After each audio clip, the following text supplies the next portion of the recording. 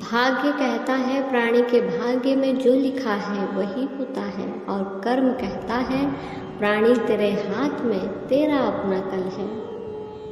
नियति, जिसे अक्सर भाग्य कहा जाता है, एक ऐसा विषय है जिसने सदियों से मानवता को मोहित और भ्रमित किया है। ये विश्वास है कि हमारा जीवन पूर्व निर्धारित है, हमारे नियंत्रण से बाहर की शक्तियाँ द्वारा निर्देशित है, जबकि कुछ लोग नियति को एक सीमा के रूप में देख सकते हैं। ये वास्तव में महानता के लिए एक उत्प्रेरक हो सकता है। अपने भाग्य को अपनाने की दिशा में पहला कदम यह स्वीकार करना है कि यह मौजूद है। हमारे जीवन को घटनाओं, अवसरों और चुनौतियों की एक श्रृंखला द्वारा आकार दिया जाता है। हमारे अद्वितीय पथ को बनाने के लिए सभी आपस में जुड़े हुए हैं।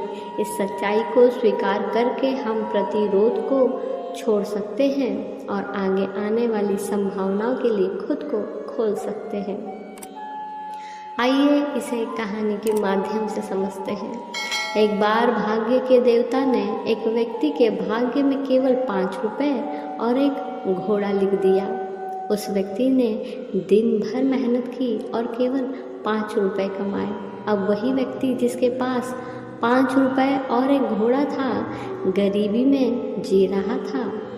कर्म के देवता ये सब देख रहे थे। एक दिन कर्म भेष बदलकर उसी व्यक्ति के पास पहुंचा जिसके भाग्य में केवल 5 रुपए और एक घोड़ा लिखा था, और उससे पूछा कि तुम इतने परेशान क्यों हो। इस पर उस आदमी ने कहा, दिन भर की मेहनत के बाद भी अपने परिवार और इस घोड़े का पेट पालना मुश्किल हो रहा है।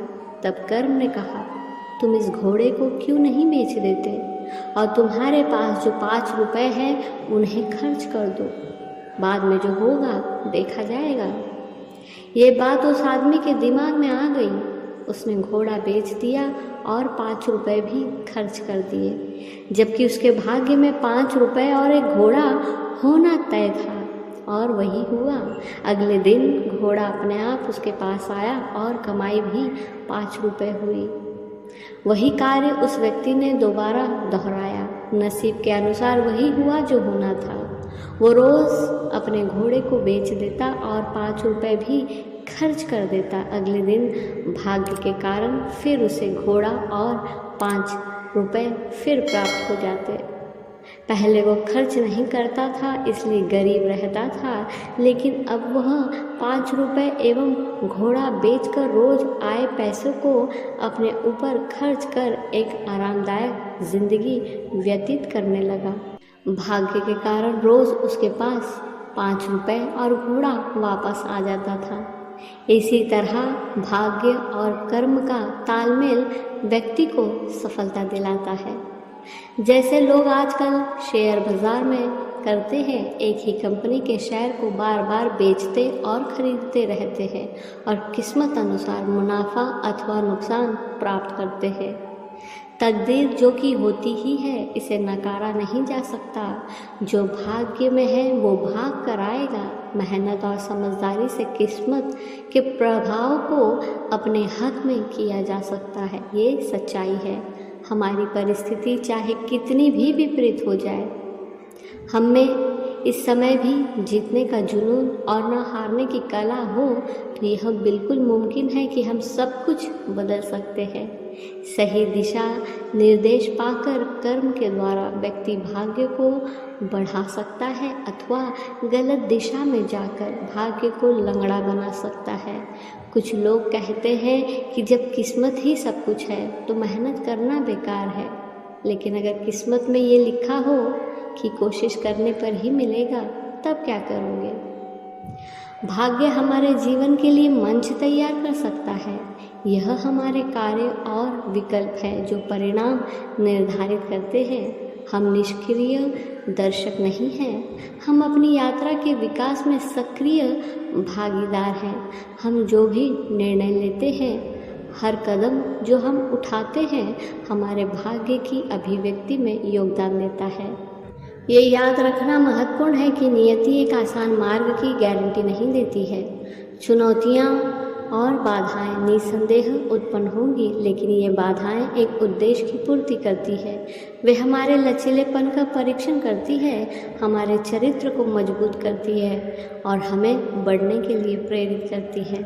हमारे भाग्य की पूरी क्षमता को अनलॉक करने की कुंजी हमारे ही भीतर है। हमारे पास जीवन के प्रति अपनी मानसिकता और दृष्टिकोण को आकार देने की शक्ति है।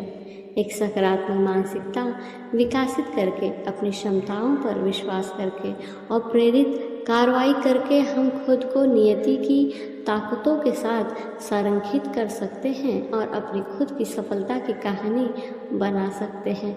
साथ ही हमारे जीवन में समय पर भरोसा करना आवश्यक है। कभी कभी हमारी इच्छाएं उतनी जल्दी प्रकट नहीं हो सकती जितनी जल्दी हम उम्मीद करते हैं। हालांकि इसका मतलब ये नहीं है कि हमारी किस्मत काम नहीं कर रही है। इसका सीधा सा मतलब है कि पुरस्कार प्राप्त करने के लिए तैयार होने से पहले सीखने के लिए कुछ सबक है, कौशल को निखारना है और विकास का अनुभव करना है। अंत में भाग्य का लिखा कोई नहीं मिटा सकता, हमें याद दिलाता है कि नियति हमारी यात्रा का एक अभिन्न अंग है। इसे साहस के साथ गले लगाओ, सचेत विकल्प बनाओ, चुनौतियों पर काबू पाओ, सकारात्मक मानसिकता पैदा करो और दिव्य समय में विश्वास करो। याद रखें, आपके पास अपने भाग्य को आकार देने और उद्देश्य और पूर्ति से भरा जीवन बनाने की शक्ति है। धन्यवाद।